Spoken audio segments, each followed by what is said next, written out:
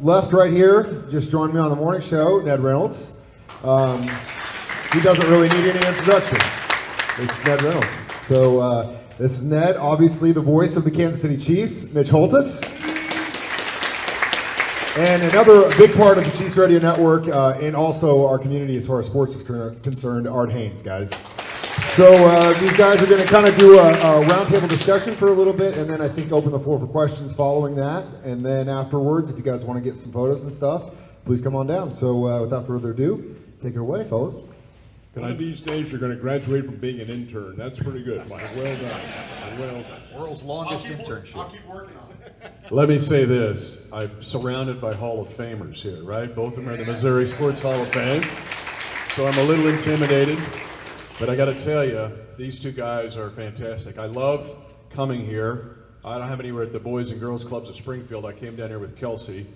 We had a terrific evening, terrific day. Basically, it was an all-day deal. But I've come here for a quarter century, covering Missouri Valley sports with the Bears, or down here for different Chiefs events. But these two guys, you're blessed to have amazing Hall of Fame caliber sports talent here with these two cats. Now, I got to tell you, though, with Ned, I'm so excited he's on the cave now with Mike the intern. I'm really fired up that he's on there with him in the mornings. But Ned actually covered the Battle of Wilson's Creek. It kind of went like this. Ned Reynolds, Nathaniel Lyon has been mortally wounded. Fran Siegel heard a hurt echo and went to the wrong place. And Sterling Price is holding the position. In other scores, El Dorado Springs was able to nip Nevada 65-52, and the Reed Springs Wolves nipped Blue Eye 47-45. I'm Ned Reynolds.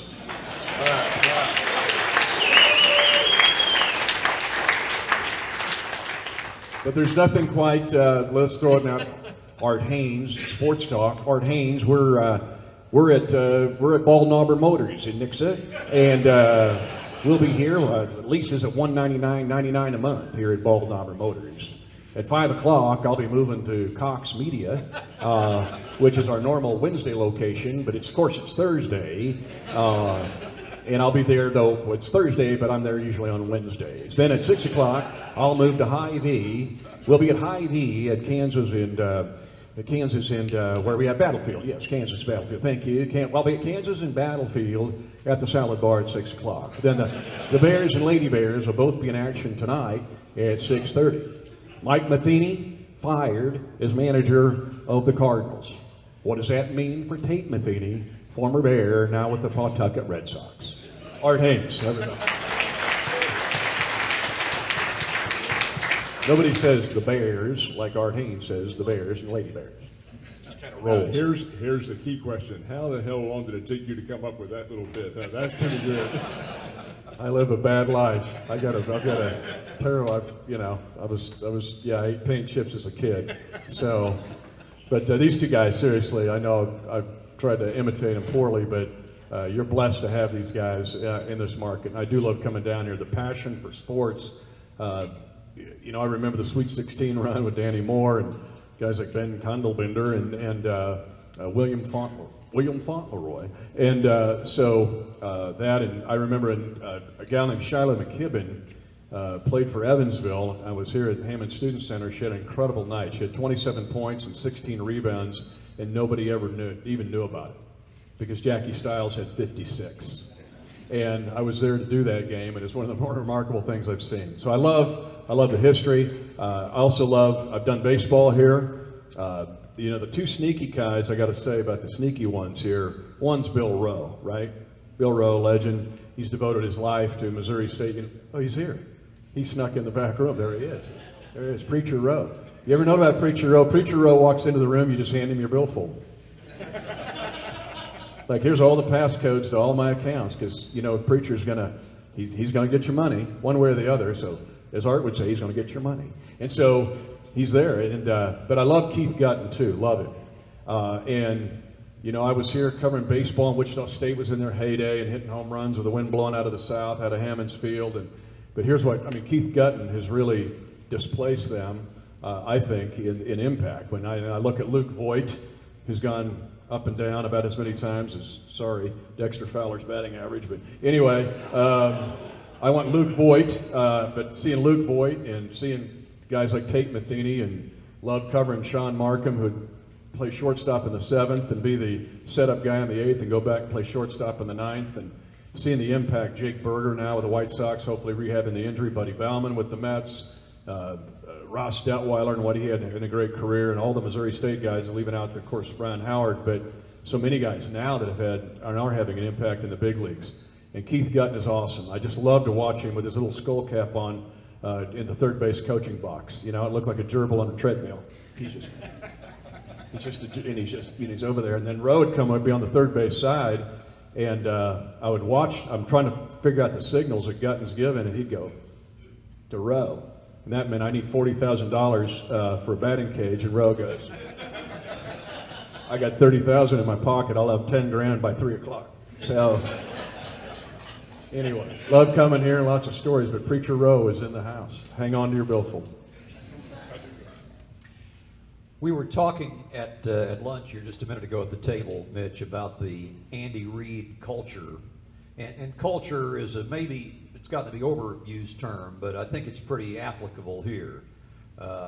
When you got me involved in the broadcast, Herm Edwards was in his last year, and then we went through the Todd Haley, Scott Pioli years, and then Andy Reid came onto the scene. So talk about how things changed almost immediately and the stability that he has brought about since then. Let me start with December 31st, 2012. And we got passionate Chiefs fans in here. We were dishes on the Titanic. We were lower than Plankton. Plankton was looking for us to eat. We were 2-14, the worst team in the league, did not win an AFC game for the first time ever in our almost 60 years of existence. And anybody remember the old movie Pleasantville? It's got Bill Macy in it and stuff. Everybody's black and white. That's the way we were, covered in coal dust, quite honestly. December 31st, 2012, 8 teams fire head coaches on what now is known as Black Monday, right? The Monday after the regular season ends. So 1/4 of the league has fired their head coaches, including Philadelphia firing Andy Reid after 14 years and 8 division titles.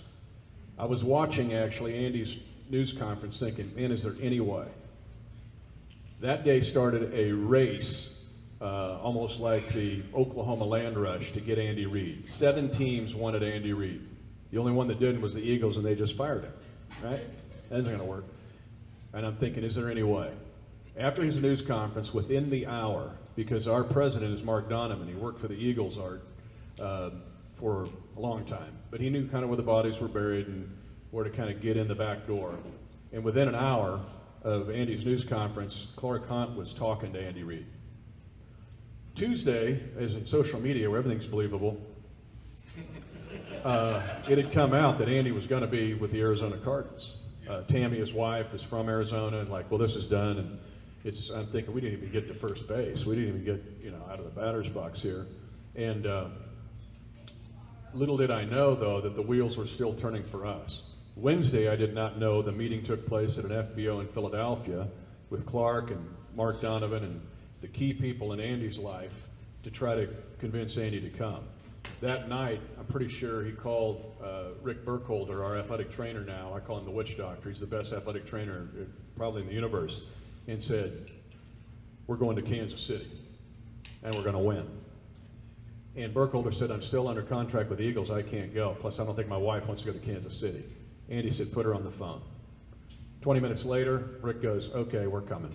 So, and that's a long story. Thursday, I'm with a group of people. It was the night of the Fiesta Bowl. K-State was playing Oregon. And a young kid from Oregon ran the kickoff back by the name of DeAnthony Thomas. Then he had the next touchdown. But after the second touchdown, and K-State's down 15-0 to DeAnthony Thomas, basically, and Marcus Mariota, my phone is blowing up. And it's Donovan saying, we got him. Gives me chills to even mention that to you. Because just like the movie Pleasantville, it started right away. It's like people started popping up in color the first day. His impact as a leader, Art, as a football coach, as an administrator, was immediate. Let's just review what's happened since that day. We've won 53 games. Prior to that, in those 5 years prior, we had won 25. We'd won 10 division games in the 5 years prior to Andy showing up. We're 16-2 against our division over the last 18 games. That's the best of any team in their division in the entire National Football League, including the Patriots and Steelers. We overlook that fact. I know you can bring up the playoffs all you want. I got it. But we're kicking on the door. And as Coach Rowe will tell you, if you're kicking on the door with a steel-toed boot, you're going to kick the door down. Getting Andy Reid that first week of 2013 will be, to me, potentially, depending on where this goes, the biggest week in Chiefs history, at least since winning Super Bowl IV. Mitch, in your opinion, what was the tipping point? 7 teams, maybe 6.5 after him, and after him very aggressively? Why did he choose the Chiefs? A couple things, Ned, is one, a chance to work for the Hunt family. That was one of the discriminating things that he looked at the other 7 opportunities that he had. He understood the passion of the Chiefs market. This is where all of you come into play. And the fact that even after a 2-14 season, it was not just a pilot light that was lit, there was still a good flame. He had coached an Arrowhead. He had known what it was like. Passion of the fans, interest, and the fact to work for the Hunt family, I think was, he will mention to this day, the thing that kind of pushed him over and said, I'm gonna give this a shot. Now, Andy's been criticized. You don't coach 20 years in the NFL and not be criticized, right? Time management, can't win the big one. He got to the Super Bowl with McNabb and lost to the Patriots, can't win the... How many, here's a quiz question, how many Super Bowl coaches who have won Super Bowls have won another Super Bowl at their second location or after that spot? Anybody know that answer? 0. There have been no head coaches that won a Super Bowl and then went to another place and won another Super Bowl. It has never happened. In fact, there's a lot of stories of that, and just doesn't work out. Who you hire is the guy that almost got the Super Bowl, that still has the hunger to win as much as his first day as a head coach. I'm going to tell you, Andy Reid is as hungry to win a title for all of us as any human on the planet. And we've seen that carry over many times where the guy almost got close but didn't get it done, went to the second spot and won it. That's the advantage we have. We are coached by, only Belichick has more career wins of active coaches in the NFL. Now we're approaching, I was on with Art last night on his show, we're approaching almost 1/4 of the league of having Andy Reid disciples running the NFL. He's our head coach. When you sleep tonight, a lot of things could keep you awake. Don't let the fact that Andy Reid is your head coach give you any kind of anxiety. Mitch, of course, recently ESPN came out with an evaluation of the skill position players on all the teams in the league.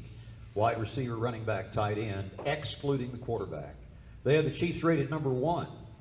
Yet the Chiefs are not getting a whole lot of run in some of the preseason publications, and that probably has to do with the quarterback. So really a lot of it is about Patrick Mahomes and his development this year. The process is underway, but talk about how you think he will mesh with the existing weapons on offense. Yeah, I know we had a detour here on Grand with the bridge being fixed. I had another detour. It was on Kansas coming down a little north of here because the Raiders were having their June parade. That they won the June title again from ESPN. That's all right. I thought, wow. Is that John Gruden? He's Osceola. Osceola. Yeah, he's right there at Osceola.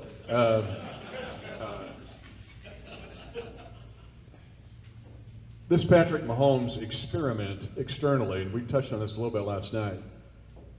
Externally, they don't know, I guess, is what we know. Now, there's an experiment. He hasn't played 16 full games in a season. But this has been basically almost 4 years of evaluation of this kid. This goes back to his sophomore year at Texas Tech when Brett Veach was on him and watched him and said, this could be a special player. All the way through to his junior year.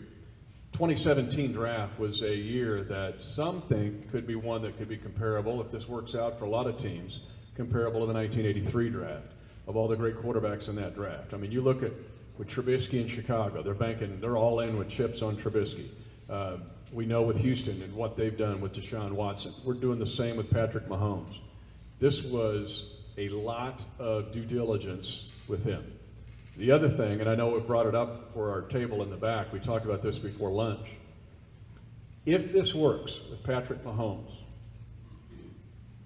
one of the most forgotten parts of this story will be the 2017 season where Mahomes got to be able to be the Karate Kid with Alex Smith being Mr. Miyagi.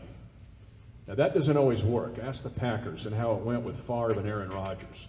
That wasn't good, necessarily. They weren't getting tickets and going to the Bass Pro Tournament of Champions and hanging out, okay? Alex Smith, secure enough in who he is as a person, went all in with this kid. And Patrick Mahomes didn't come in thinking, I've got the whole yickety-yak, yo, I've got this all figured out. Patrick came in as a willing learner. Alex was a willing teacher, and in essence, potentially giving up his own position to train his successor. 2017 was a big year for Patrick Mahomes, even though he only got on the field for one game. And a lot of that is due to Alex Smith.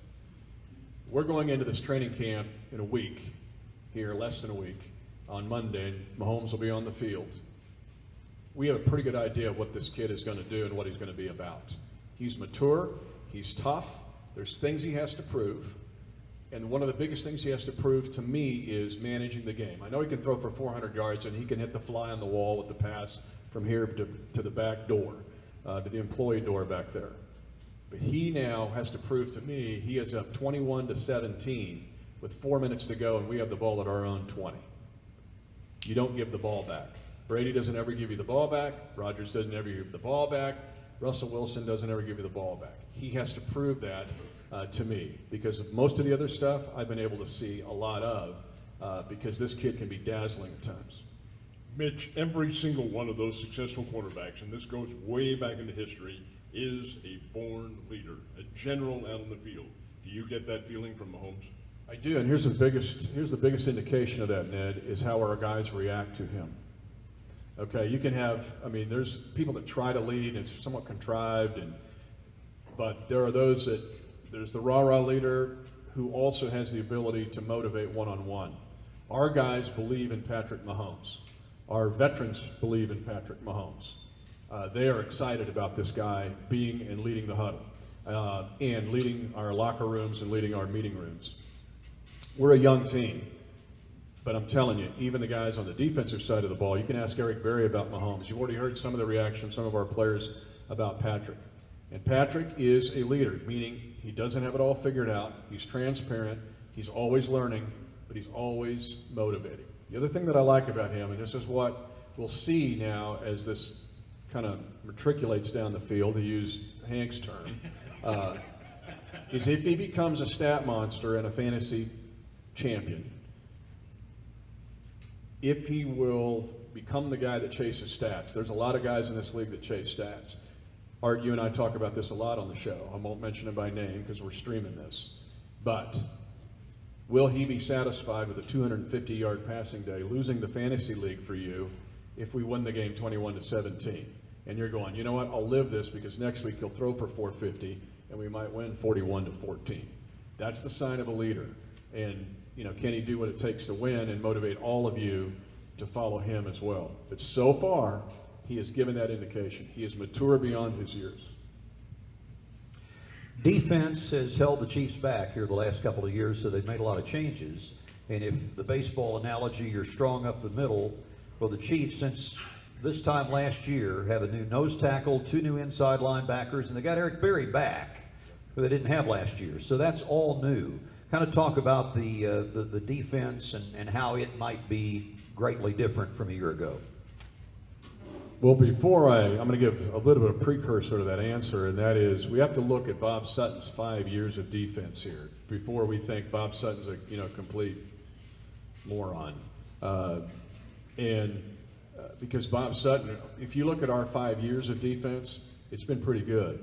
And when you particularly look at our turnover ratio, it's been really good. He's also a skilled leader. You don't coach at West Point 17 years and coach 3-star generals. I'll be sitting in his office and a call will come in. It's a 3-star general from Afghanistan going, Bob, how you doing? You doing okay? I'm like, he's in Afghanistan. But I think this team has one specific area. We didn't touch on it in detail last night on the show. Is we've got to get off the field on 3rd and long. The most maddening stat to me a year ago, this was torturous, was 3rd and 6 or more. We were next to last in the league in allowing first downs. Only Indianapolis was worse.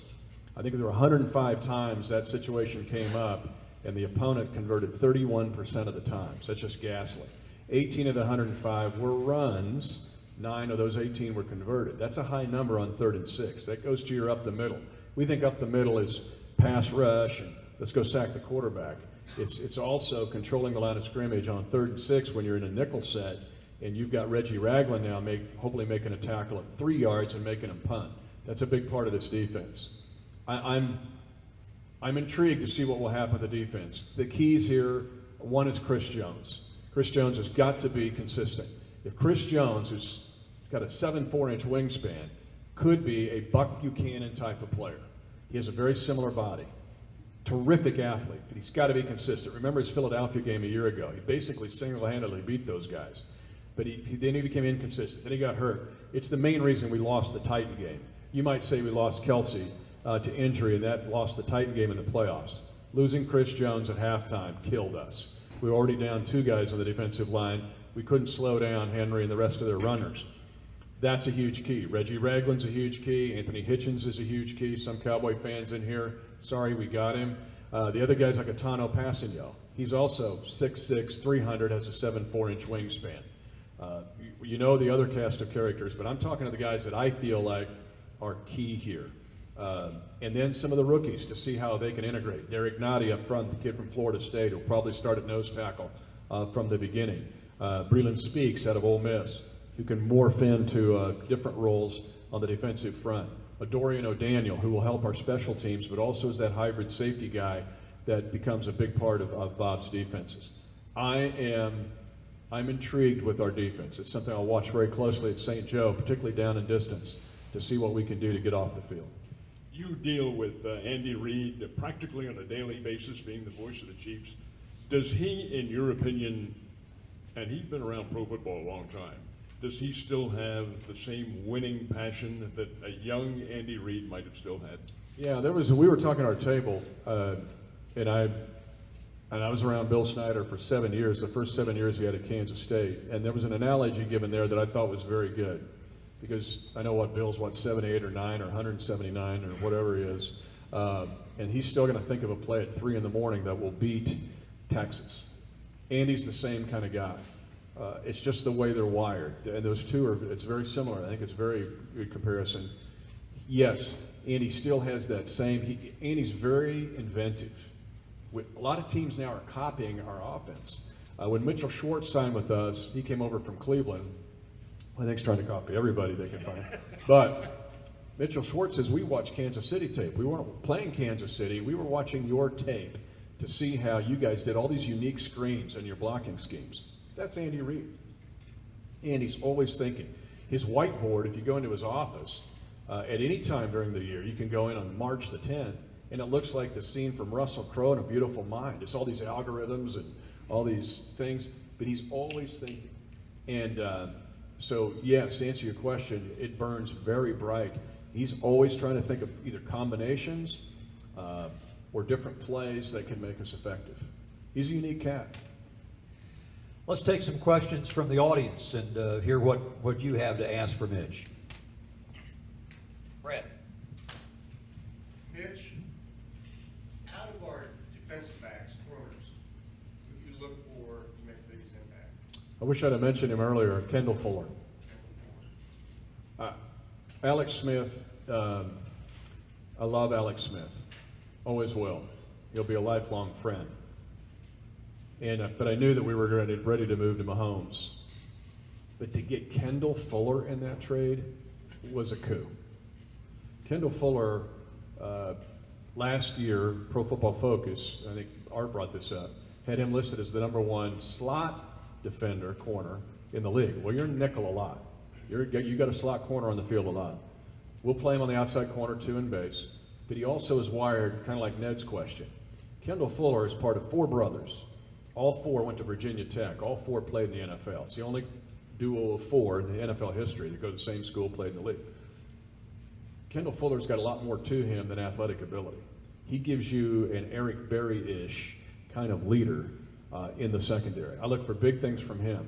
One of the things I'm going to watch at camp, the MVP to me of OTAs, and of course we're not in pads, and so you have to spray paint that MVP up on the bluffs because it can wash off when you get pads on at camp, is Steven Nelson, the corner from Oregon State. Steven's in his 4th year, has not had an interception. He's been injury plagued. He made his best play was against Hopkins in Houston in the playoff victory in 2015. He had to come out and play, actually regular season game. Peters had a problem with the shoe. He's got to come out. They're at the goal line. Houston's at the goal line, and now we got to put in Nelson. Oh my gosh! And he's on DeAndre Hopkins. I go, there's going to be a fade to Hopkins. Fade to Hopkins. He defended it. That's his biggest play. But I've watched him this spring, and he has made a considerable jump forward. Now, can that carry over to St. Joe in pads when you're tired on August the 12th? We'll see. But that's another guy to keep in mind here in the secondary. But Kendall Fuller will have an impact beyond his own game back there. Anybody else? Yes, sir. What is your take on the newest NFL rules? You know, the most profound will be the kickoff return rule. And it's really kind of interesting. It's hard to get into now in detail, but it's where basically it's going to set up returns. They want to have more returns, but they want to have safer returns. And basically what they're going to do is kind of keep a governor on the engine of the coverage teams, and then allow the returner to kind of get a head start and up the field, because they don't want the kick return taken out of the game, although before they wanted it taken out because they thought it was an unsafe play. So here we go, the pendulum swinging back and forth. But that rule is, and we'll talk about it with Art as we go on throughout the season, is going to be, that's going to decide games.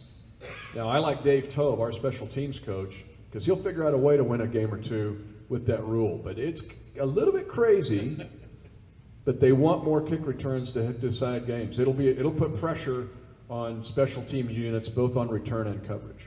For what it's worth, our mutual friend Larry Nemmers, who is a retired NFL white hat, says you watch the exhibition games because you're going to see some circumstances you have never seen before, while the officials learn how to adjudicate this and the players learn how to adapt to it. It will be very different, very different. Excellent point. There's like 6 more things the officials have to watch for now on kick returns. It's nuts. Yes, sir.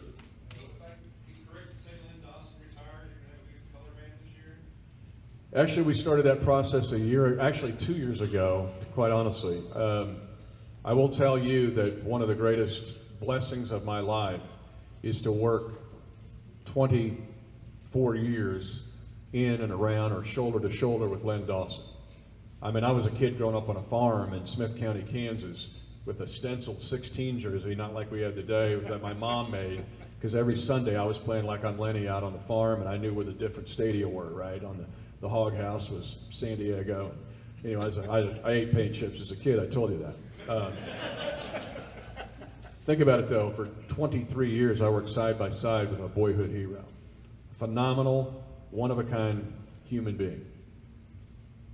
But, you know, the shot clock doesn't go the other way. You know, I can quote Psalm 103 if you want, but I'm just telling you that the last couple of years, Len did the home games. Did the home games, didn't travel. And then last year was the year we really made the big switch, where Kendall Gammon did our color for the entire season, and then Danny Welniak, who does a phenomenal job as our sideline reporter, a former women's world champion in like the real football, not the stuff, crazy stuff. But she's very knowledgeable, very good. You add that to Art, and I will have there's 2 things I take pride in. One, I did come up with the Chiefs Kingdom. That was me, I say that humbly.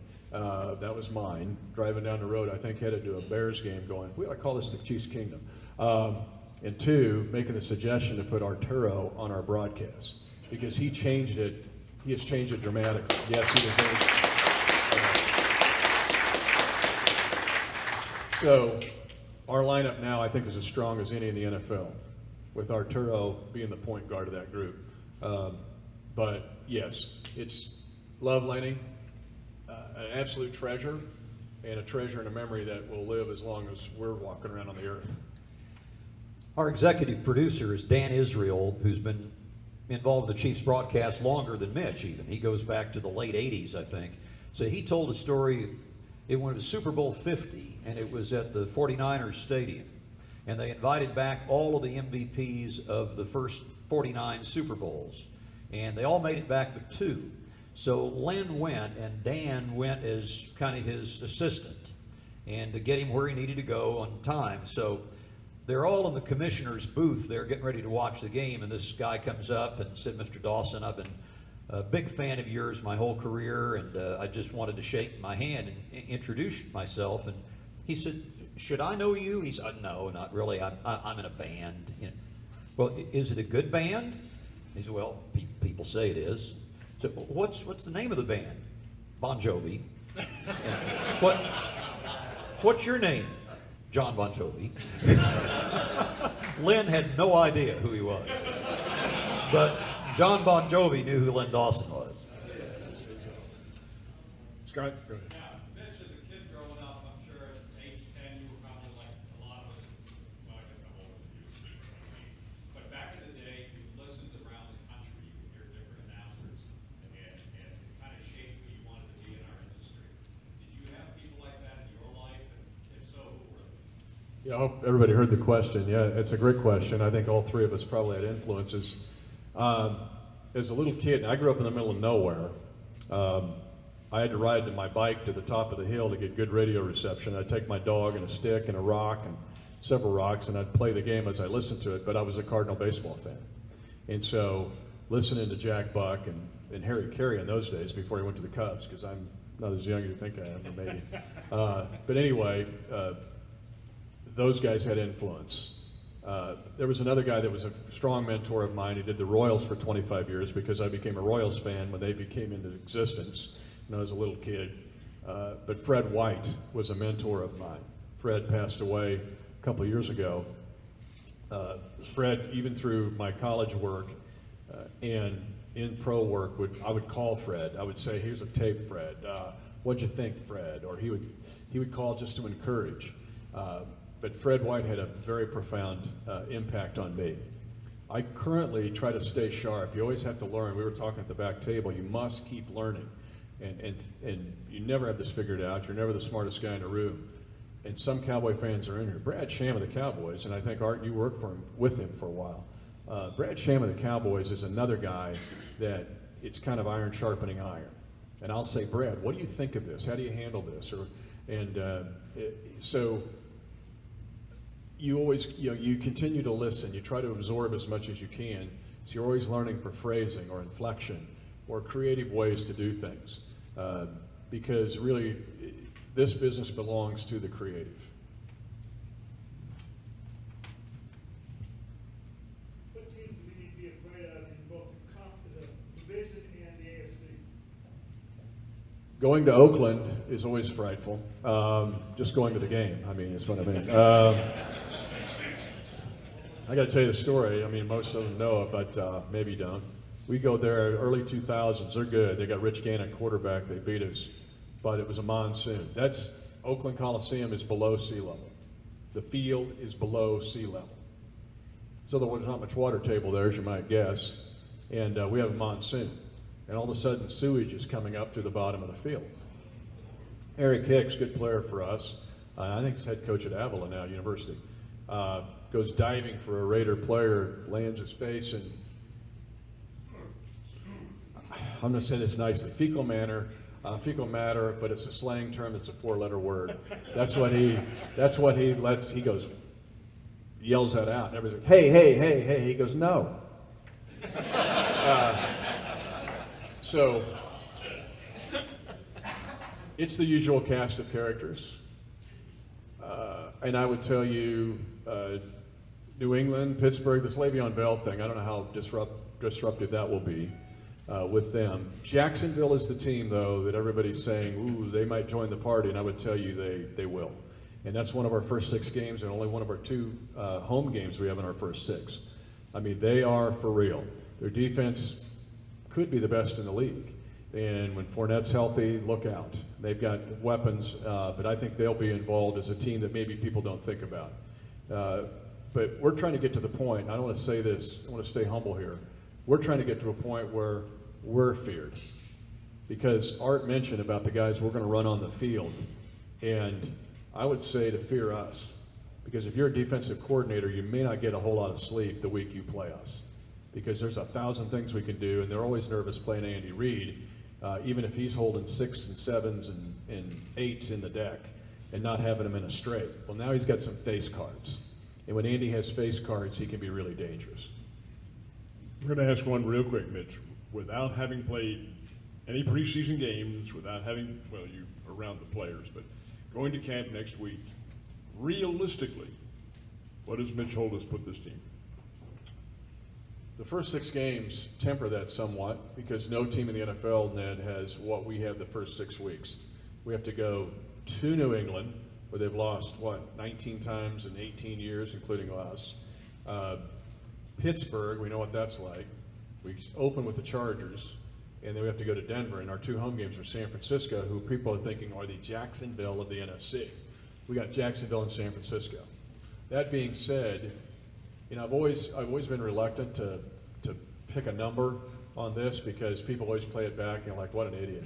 And if I go, I think they're going to be 7 and 9, they're going to go, we need to hang that guy, you know, for treason. Or if I go, they're going to be 16 and 0, they go, well, he's an idiot. I'm not as good as numbers as Bill Rowe. Bill Rowe is actually the Warren Buffett of the Ozarks. Because if you get into his portfolio, you'll see, you know, what he's all about. The guy's very wise, and he's Boaz, basically, if you want to study the book of Ruth. Andy, every year, here's the thing, the prognosticators are, do they study us? Do they look at us? I mean, our 5 years, we've been, 11 and 5, 9 and 7, 11 and 5 after starting 1 and 5. Where are we at? 12 and 4, and last year 10 and 6. Well, people are picking us 7 and 9. Okay, that hasn't happened in any of the 5 years Andy has been here. So I'd say double digits is a pretty good bet. I'll put us at 11 and 5. Let's go 12 and 4 to ante it up, put the ante up there, and win the division for a 3rd straight time.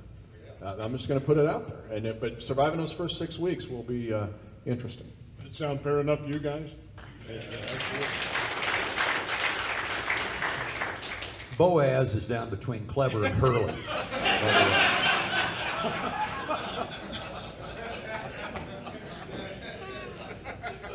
I want to say this about Mahomes, though. I didn't get a chance to answer it. I did with the folks in the back of the room.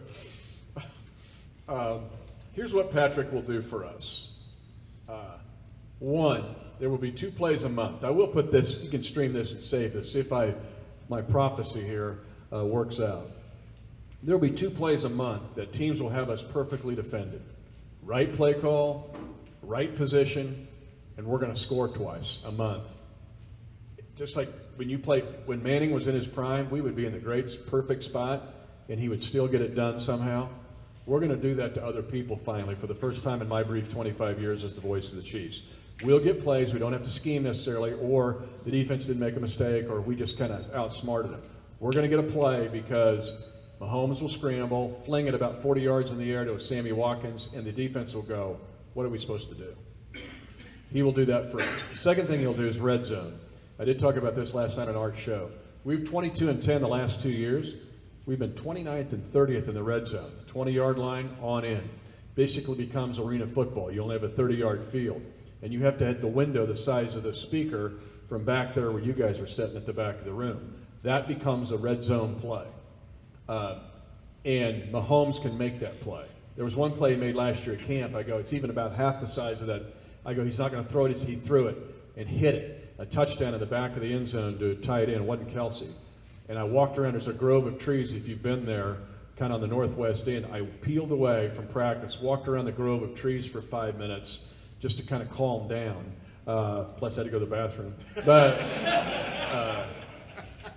that's the kind of plays you'll get. So if we go from 29th and 30th, as we've been in the red zone, to 15th, how many possessions of that is you now get 4 more points every possession because that kid can hit the speaker from the back of the room? The third thing he'll do, and Travis mentioned this is a Springfield thing, because I came down with Travis to the Boys and Girls Club at Springfield because Rel got a hold of me, right? You're going to be there, one of them things. But the biggest thing I came out of that, other than realizing the great generosity and benevolence of the people here, is Travis Kelce said something that night. Maybe Preacher Rowe will remember it. He loved Alex Smith, still loves Alex Smith, as do I. He said, Alex would hit me if I'm open. Patrick Mahomes will get me open. Now think about that. It's what Aaron Rodgers did with Jordy Nelson for years, or Peyton Manning with Marvin Harrison for years. It's that next step where, again, with the weapons that we've got, Mahomes will get the ball to a spot where the defender can't get to it, and they can. And we have not had that in my brief time as the voice of the Chiefs. Folks, I know you all have other things to do this afternoon. This has been a great pleasure. Let me very quickly tell you that these two guys will be handling the Chiefs Network all season long, starting on August the 9th with the preseason game. We'll have a local pregame show down here an hour before they go on the air. We really, really do hope that you join us, and hope that this season goes right up until early February, which is damn well better. Give Mitch Holthus a big round of applause.